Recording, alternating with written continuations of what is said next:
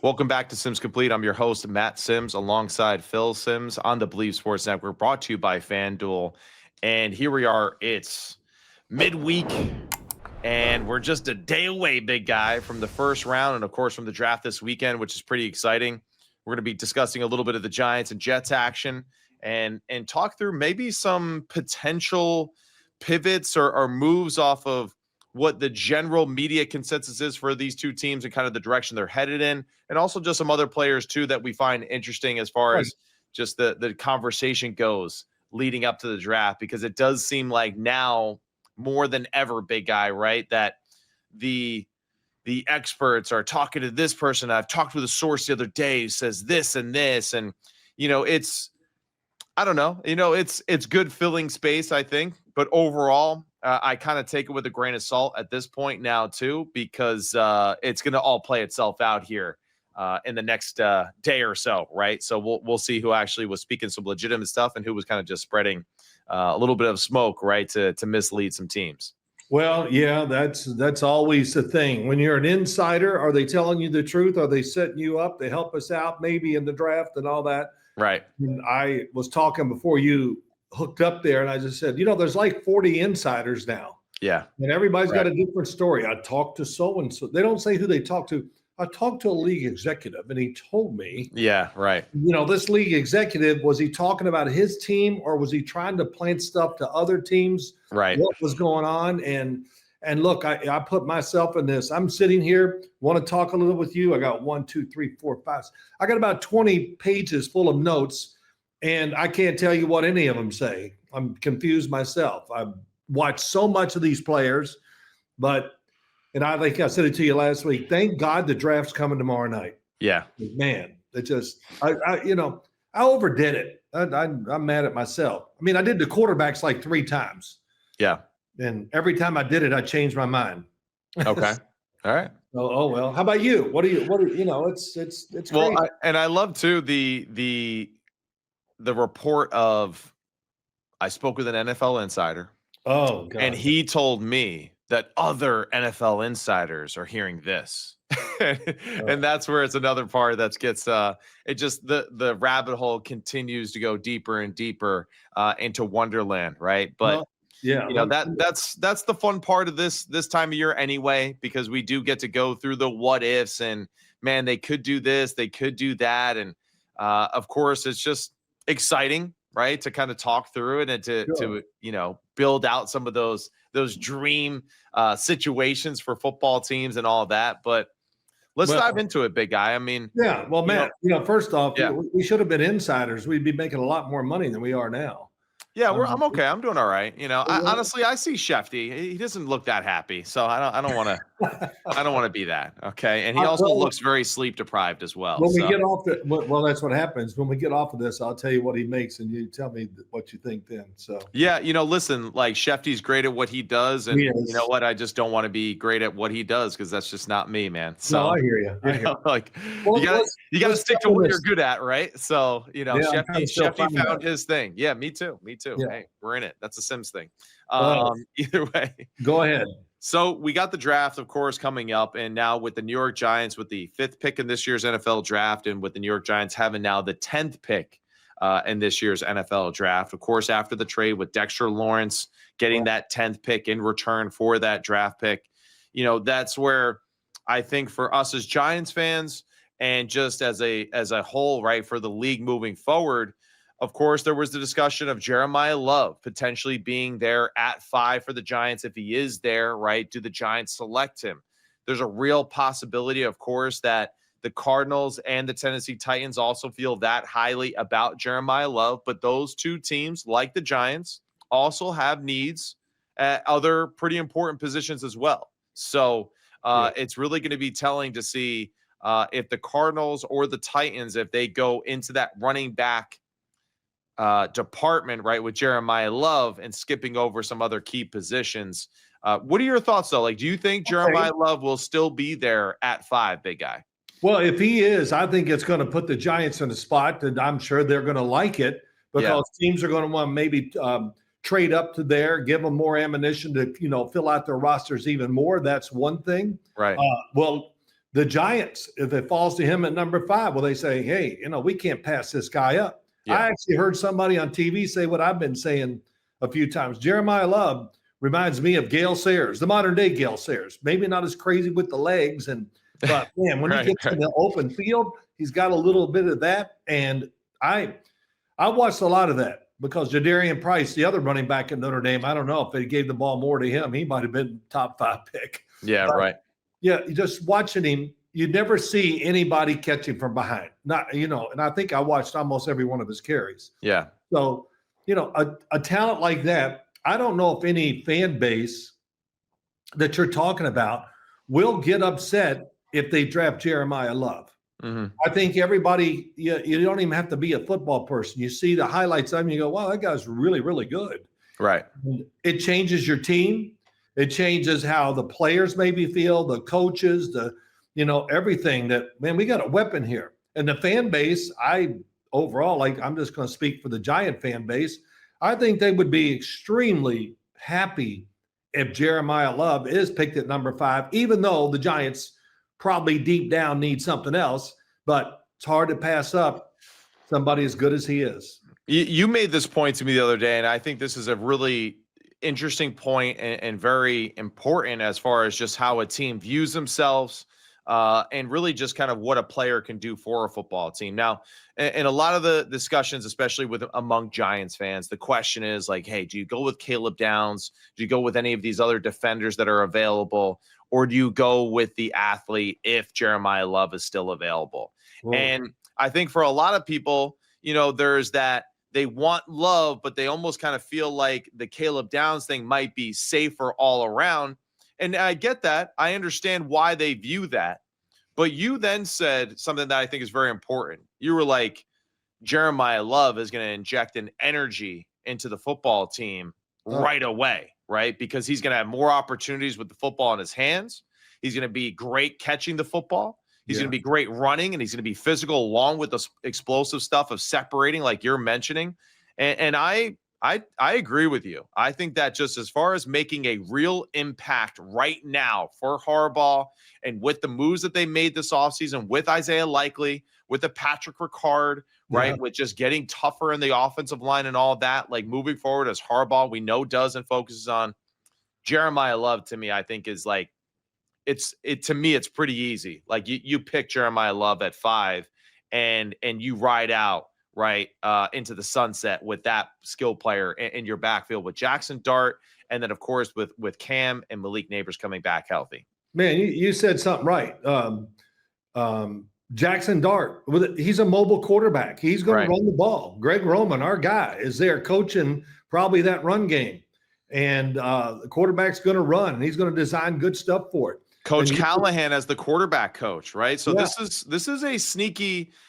I wasn't too excited about Nagy getting hired. I can't lie, right? I wasn't like, oh, wow, this is awesome because, I thought that the Chiefs offense has been a little stale these past few years. But the combination of Nagy, Brian Callahan, Greg Roman, this to me, I think is really interesting because when you see a conglomerate type of group like that in an offensive room, that's where you do see some pretty cool stuff, I think, just as far as game plan wise, week to week, because each one of them is going to bring a different aspect to that style, right? And really influence, I think, the players in a positive way. Well, let me tell the Giant fans out there, you did a great job of saying all that. Matt Nagy gets away from Kansas City. I think it's the best thing that could happen to him in his career. Right. With the Giant football team and who they are and what these skill guys we're talking about, I think we're going to see a different coach. And you know what I noticed the last 2 years when you talk about the Kansas City Chiefs, I saw Andy Reid looking at that sheet a lot and just talking because he was putting his play selections in there as much or maybe more than Matt Nagy. So right. They designed a lot of things different ways. Right now, the Giants have more talent on offense than the Kansas City Chiefs do or did last year.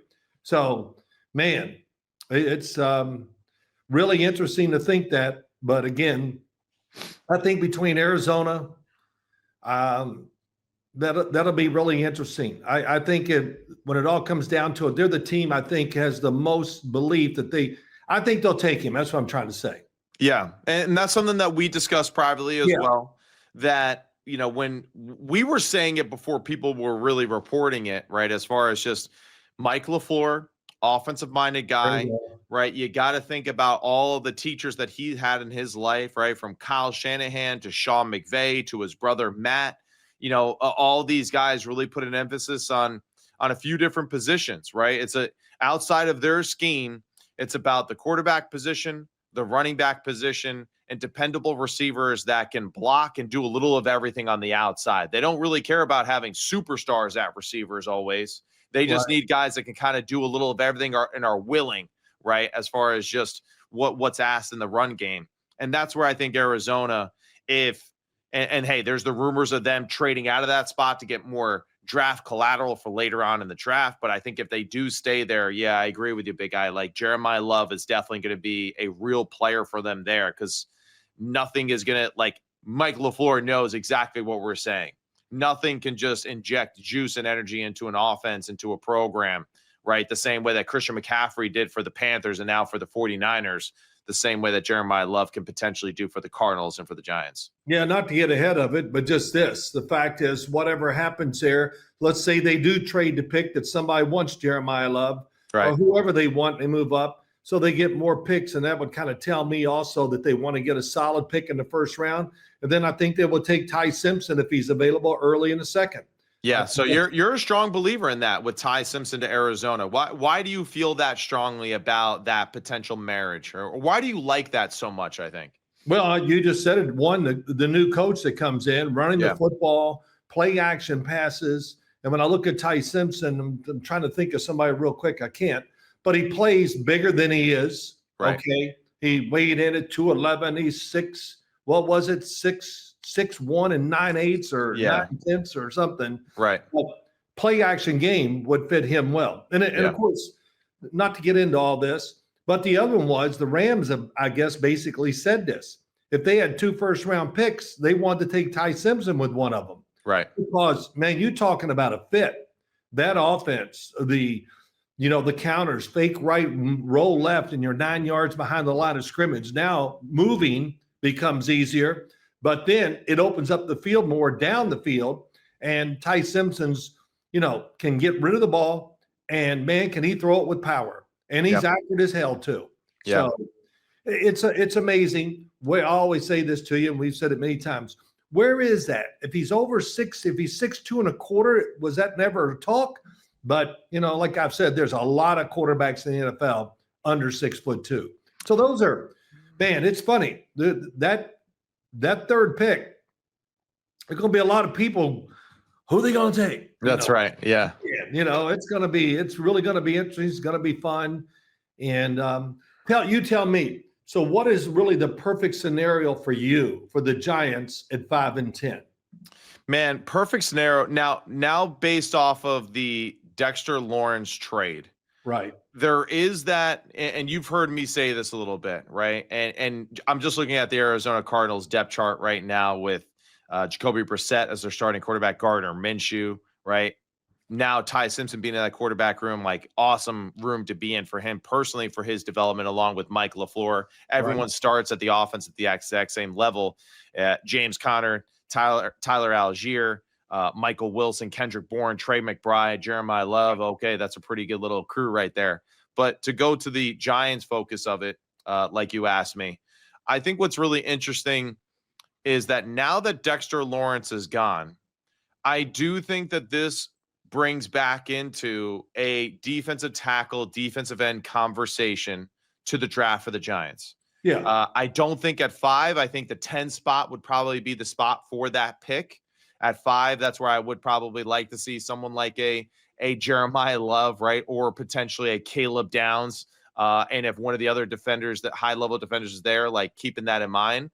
But that's where I think now someone like Caden McDonald, right? The defensive tackle at Ohio State maybe is in the mix. Now, some people have Caden McDonald. He's essentially the best defensive tackle in this year's draft. I don't think anyone really has questioned that, right? He definitely plays the position similar to a Dexter Lawrence, as far as his main thing, I would say, is the opposite. He's all about stopping the run.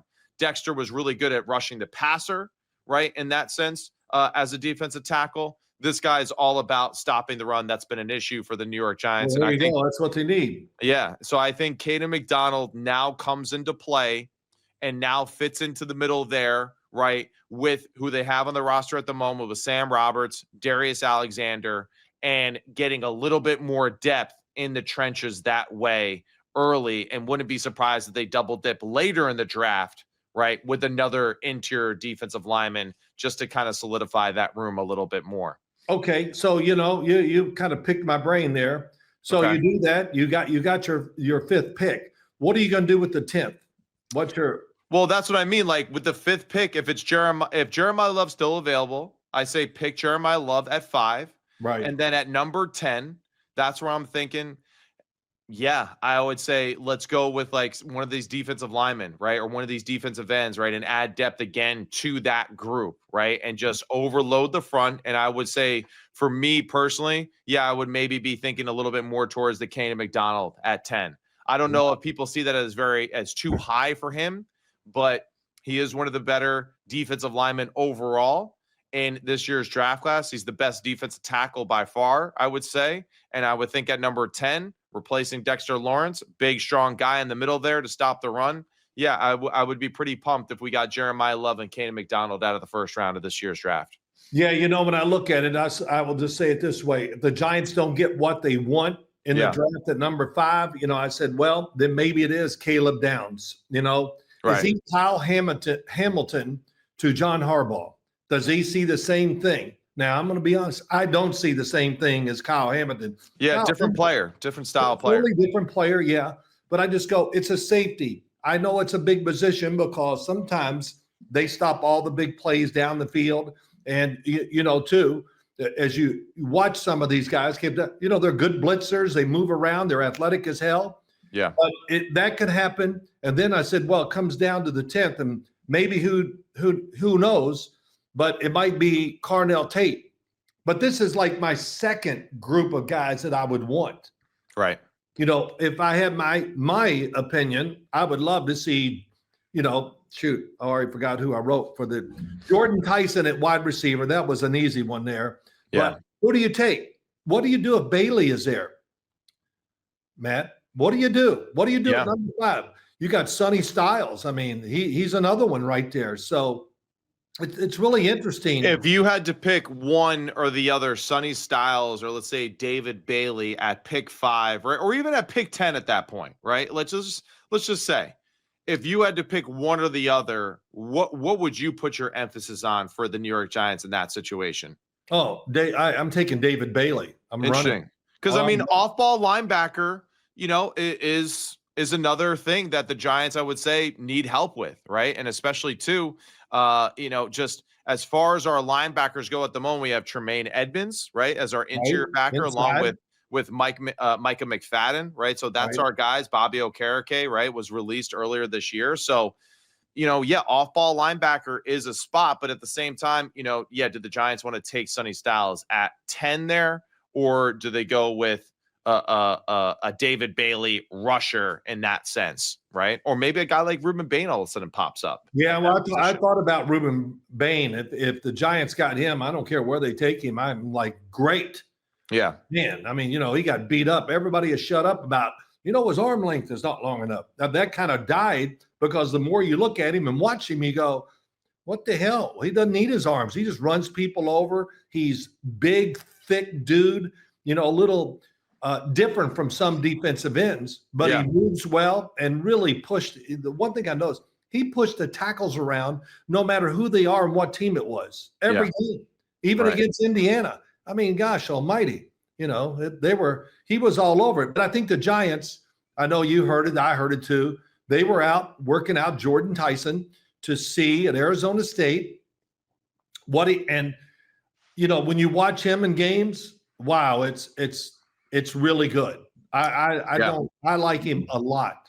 I think he's going to come into the league, and of course, I hope he's really healthy. I think he's going to be instant success because he damn runs routes like he's been in the league. And it's amazing too. Like when you see the pro day, yes, that's to me like, a lot of people. Well, what do you get from pro days? What I got from the pro day was this: is that like he's clearly the number one and it's like by a lot, in my opinion, by a lot.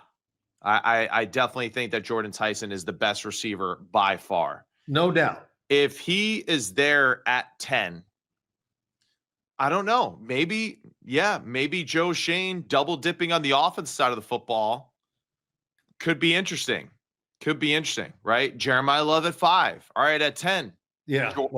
Jordan Tyson, I'm just, now good. Listen, it's right. just like at this point, because I think with the Giants, we're a little bit more comfortable with like defense because that's a little bit of the history of our team, or at least what Bill Parcells made us believe, right? Not taking any shots at him for unnecessarily, right? But Big Phil didn't get the shine that he deserves as far as the stats that he was putting up. But either way, I think about it from that sense, and man, how do you help a young quarterback? Well, if I have a star running back on a rookie deal, if I have a star receiver on a rookie deal with a 5th-year option available for both, that's a pretty intriguing concept for me, especially with the Malik Neighbors and a Cam Scatterbo coming back healthy. We have the trusty, reliable Darius Slayton already involved with it. We added Darnell Mooney, right, as our outside clear out speed guy. And we got Isaiah Likely, right, with Patrick Ricard, Theo Johnson. I don't know. That's a quick, very quick, just like bump up as far as skill group class, I think, in just one fell swoop there. I'm going wide receiver there just because I don't just feel like they're going to get a chance to take Jeremiah Love or it's going to fall to him. Yeah. So that's probably the biggest reason. Right. And, just watching him play, the first thing that hit me, I go, it reminds me of Marvin Harrison a little with his feet and his legs. Who? What's that? Who does? Jordan Tyson. Oh, okay. Oh, Marvin Harrison Sr. Yeah. Sorry. Okay. Yeah. Sorry, yeah. Got a father-son thing you got to watch out here. But yeah. I mean, but the feet and the way he could just come out of cuts and, he's like crazy legs. Then all of a sudden he plants one, he's gone. And then defender's 4 yards behind him trying to chase him down, which you're not going to catch him. Yeah. I mean, his route running is, I thought, the best by far. Yeah. And, and when you watch him, you go, why don't we see more college receivers like this? Well, they don't have Hines Ward coaching them. Yeah. Okay. That's part of it. I really think that's a big deal. I'm sure he's teaching them just like he was taught in the pros. Yeah. And it shows when you watch it. That's the thing that really, sometimes you watch these games, it's hard to judge receivers because of the offensive system, whatever, and the quarterback, and it just goes.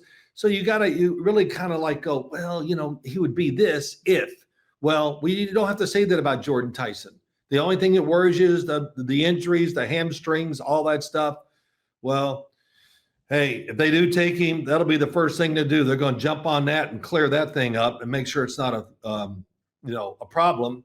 Yeah. And also Malik Neighbors, the fact that I would just guess probably won't be ready opening game of the year. I'm just saying that. Yeah. It's just another way to protect yourself.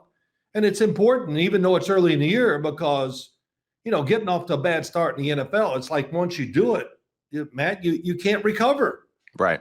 So, but if they could get, Bailey is one thing, David Bailey, I mean, the production, I don't know. Everybody talks about Arvell Reese and, I understand, but I just look at it, man, David Bailey's that guy. He can really come around the edge and get low. And it's, I'm not spending time like the Giant scouts do and all the people that do that, but I do enough and just go, man, I don't know who said it once, Matt. One of the executives says, what you do is take the 20 best plays of a player, and that's who he is. Right. Right. And so if that's true, some damn good players the Giants going to have a chance to take. That's for sure.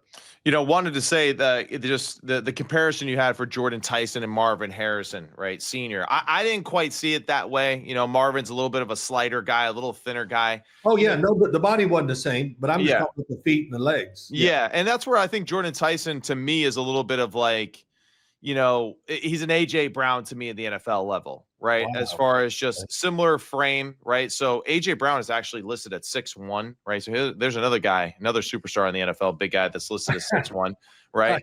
But it looks like he's 6'5". Yeah, exactly. So he's 6'1", he's 220, right? Now Jordan Tyson is 6'2", about 210 pounds, but that's what I see. I see a player like that. That's a player too that I think as far as stylistically matches being a Giants receiver, right? I think you do need to like, hey, Philly, Giants, Commanders, like having a big, strong receiver on the outside is important, right? Because Oh the yeah, season goes on, right? Like the physicality of the conference and the division, of course, the weather, all those things play a factor. And just being big and strong on the outside is absolutely a skill set. And that's where I think for Jordan Tyson, he'd be extremely invaluable, right, to the development of the offense and what he can bring to the table, because that's been a question mark. Contested catches, big bodies right in the outside. right. So that's where I feel like I go a little bit more of an emphasis there with that. The other thought too, as far as the defensive ends go, right, in that discussion, totally agree with you with David Bailey. Now, the one thing is, like, we saw the growing pains of Abdul Carter, right? So we expect that the growing pains this time around, especially with Harbaugh and the defense being a little bit better across the board, or just being a little bit more organized, it seems like we should see a better production from him. But now, right, with Brian Burns, Abdul Carter, Kayvon Thibodeau, and let's just say a David Bailey type, Yeah, right? This is where the creativity we were looking for a year ago can now start to actually show itself, right, for the fans. That's where I think you really can't go wrong if you were going with a David Bailey, right. right? Because the speed is legit. The speed is absolutely there. So the first step off the line of scrimmage for Brian Burns, David Bailey, Abdul Carter, in obvious passing situations, I think is going to be pretty scary. Now, this is where the Ruben Bain thing comes into play. Ruben Bain, to me, could be a guy that plays outside rush end for you, but then in obvious passing situations, I do see him having the strength, the speed, the hustle to be able to play 3 technique and to get after some guards in one-on-one situations, right? So that's a cool thing. So I think that's right now where the Giants, like, I don't really think the Giants can go wrong, right, with their picks and with the players that'll be available at that time. I think I would just kind of rather see, in some sense, maybe as we keep going through this exercise, I think I'd rather just see a double dip.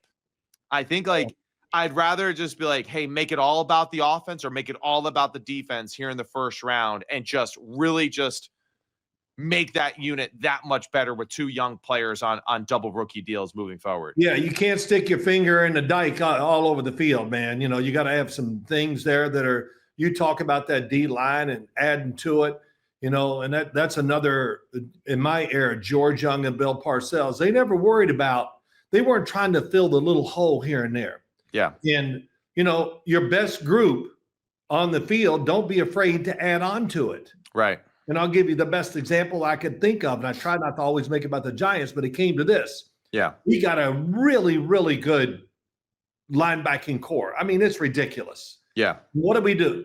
We draft Carl Banks at the second pick of the draft or whenever it was. Yeah. Yeah. Yeah. And just think of that. Well, I was like, oh my God, another linebacker? Yeah. How many do we need? Hey, And, Hall of Fame linebacker. Yeah. Yeah. We needed him. That's what I know, as he played. And once he got a hang of pro football, come on, he was not good. He was an all-time damn great. Yeah, right. It's interesting. Hey, the other thing, I did write this quickly. Yeah. Or quickly, but Sonny Styles. Mm-hmm. What do you think? I mean, because he's in that area where, okay, you talked about it. They do a lot of things, and would he fit into what the Giants, where they are right now and going forward? I definitely think that he does fit well within the defense. I really do think that just the Ohio State defenders across the board, right, really are going to be just right away, day one, efficient NFL starters. I do. Yeah. Now, of course, like for a Caden McDonald, hey, the growing pains are a little bit different. But I think for a guy like Sonny Styles, for Arvell Reese, for Caleb Downs, I mean, they're day one starters right away. And in some cases, I think for honestly, for all 3 of them, could be green dot guys too, where they're calling the defense essentially quarterbacking it to some degree. Right. So I hold them in high regard because, one, I saw it on tape week after week, right, with their defense.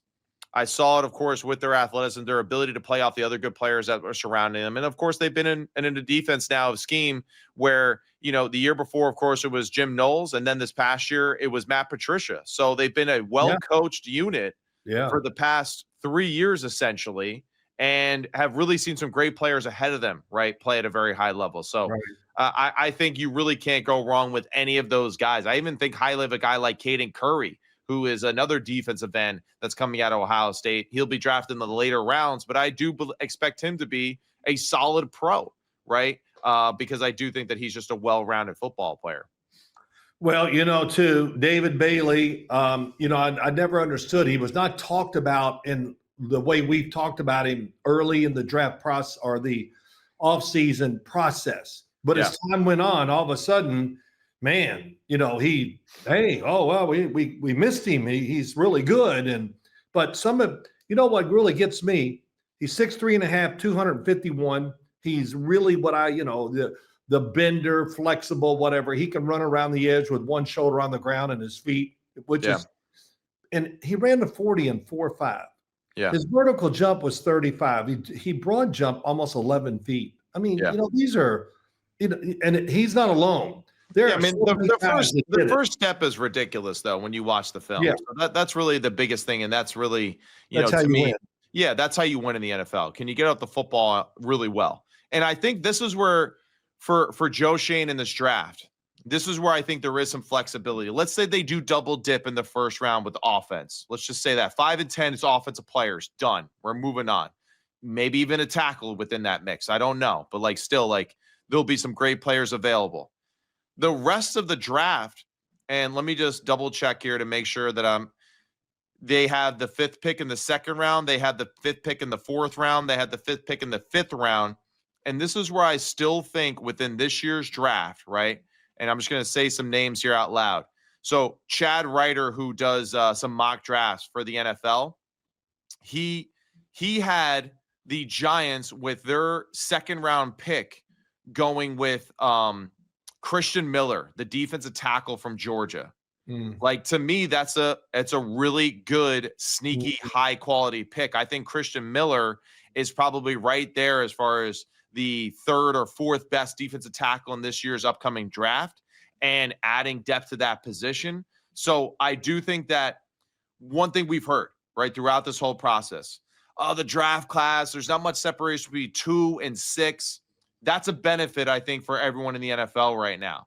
Good point. Because, I think for us as a team, right, for the Giants as a fan base, that gives us, I think, a little bit more freedom to make a big-time pick later in the draft with a player that's still available. So I just wanted to share that Chad Ryder, brings up Christian Miller, Georgia defensive tackle with the 1st pick in the 2nd round for the Giants, which would be an awesome pick. Now, I don't know how well Giants fans know Christian Miller, but he's a very good football player. Does a lot of really good stuff at that interior position. He's tall. He's long. He does a great job separating from defenders. And he's a big guy at 6'4", 320 pounds. Played in the SEC. Kirby Smart guy. Well coached. All about the hustle and ball. So thought that would be pretty interesting. But even that, the reason why I bring this up is that later within the draft, right? Yeah. There are a ton of really good players, and especially let's go back to the edge group as an example, right? I guarantee you in the 6th and the 4th round, you're going to have guys that potentially are like a Gabe Yakis, right, out of Illinois, who you're familiar with. R. Mason Thomas out of Oklahoma will still be available. Guys like Derek Moore out of Michigan will probably still be available. Romello Height out of Texas Tech, the other guy in the Texas Tech defensive line that kind of got overlooked through this process, right? So that's where I think there's a really exciting way for the Giants to absolutely crush this upcoming draft, right? With the positions being available to them as far as just how the draft lays out and the depth across the board at those positions. Yeah, there are a lot of things here. I think one is, there's some tackles that I think I watched 6 of them. I didn't even write notes. I just said, let me watch them. I go, gosh, damn, I think I'd like to have any of them. Right. I mean, they're all got the same thing, the body type. They're athletic, they're not just big, 375-pound guys, they'll get in the way. Well, we know that offensive line guy, he's not going to make it like we think in the NFL because the guys are too slick. They set them up and they go around them. But the athletic part of about 6 guys, they're all probably going to go somewhat high in the draft. I mean, in the 3rd round, you still might be able to pick up a franchise tackle. Right. So that's something else to look at. I don't know if the Giants are looking that way, but if they took one, I would understand why. Yeah. So, that, and I'm going to switch a little here. I think the Jets are going to take Bailey with the 2nd pick of the draft. You do? Okay. Yeah. I just, there's a lot reading this and, it just makes sense. They got a lot of veterans on the defensive side. They need some new blood that's going to do some different things. And David Bailey would be one of those. He would be that guy. I mean, I keep looking at it and seeing Demario Davis there. And so, they're going to be emotional as hell and they're going to play like their heads are cut off. And this is going to be totally a different Jet team than what we saw last year. Not only from the players and who's there, how they play the game, but we're going to see a different team when we see what the coaching staff's going to do. Yeah, and let's keep in mind too, right? I think a sneaky addition to the Jets that maybe get overlooked and why a player like David Bailey, right? Or excuse me, you said David Bailey or who'd you say? Arvell Reese, excuse me, for the Jets, Arvell right? Reese, Yeah, apologies. With that, you have Will McDonald, of course, on the roster already. You have Harrison Phillips, right? Right. Tavondre Sweat now from the Tennessee Titans, right? So you got a big monster in between the tackles there. Joseph Asai, right, who's a great pro on the outside. Now you add Arvell Reese to the mix, right, with that group, right? Really, any of those rushers with this group, I think that kind of changes the dynamic of how they feel about their team, especially now with, like you're mentioning, a veteran middle linebacker like Demario Davis to organize them, to motivate them, to teach them the pro way, right? And allowing him to fly around and make some big time plays. Yeah, you know what? I know Demario a little bit, not a lot, but he used to work out in a gym that I would go, he would talk. And I just would marvel at how hard he worked at staying in shape, learning this craft and all that. And he went to New Orleans. It seems like every time I watched New Orleans, the first thing I would do is watch him. Yeah. And it was the same guy. Yeah. And the Jets need that. They need a personality. Right. I mean, I don't think you can overrate that sometimes when you talk about defense. Right. Who's the lightning rod over there that just pushes everybody and doesn't put up with somebody not doing their job? Yeah. So I can't wait to see how this plays out. And of course, Aaron Glenn, not to get off on all this, but Aaron Glenn, if he's not ready to go out there and punch somebody, who then? I don't know. In other words, it was a terrible year last year for the Jets, for the coaching staff, and for Aaron Glenn. Right. And I think they're getting close to that spot. You go, they have a chance to turn this around. Yeah. And now we've done all that. I'll go back to this. Quarterback. I think, I've changed. I had the quarterbacks rated, Ty Simpson's 2. And, we know who number 1 is. Saw him throw out the first pitch in baseball. I got to teach him how to throw it a little different. That baseball, he threw it like he was throwing a football. Yeah.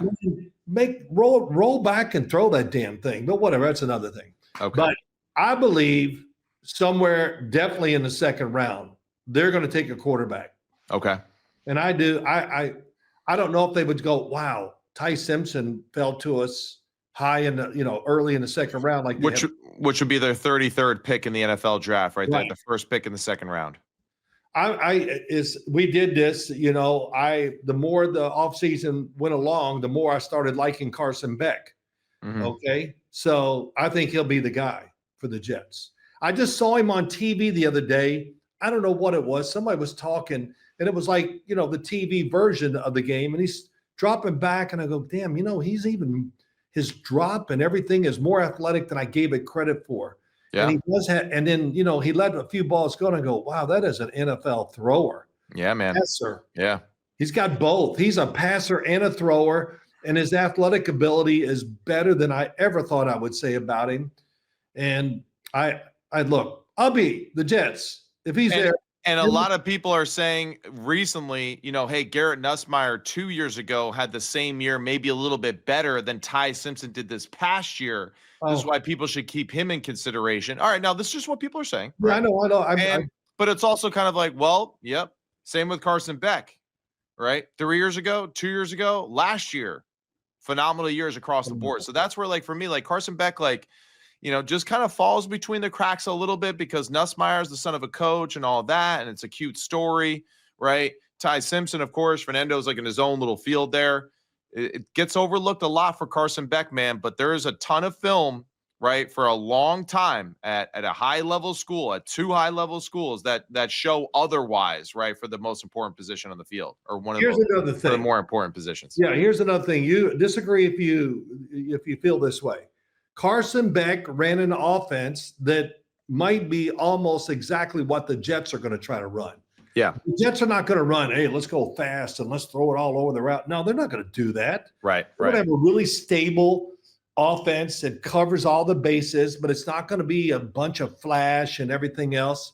It's almost like the Chicago Bears when they got their new coach. I think we were all expecting this crazy stuff. Well, you know what they did? They ran it. They ran that damn ball. I mean, That's right. lot, and they did it well. And I kind of expect the same thing from the Jets. And saying that, I just feel like Carson Beck fits that more than Ty Simpson does. Yeah.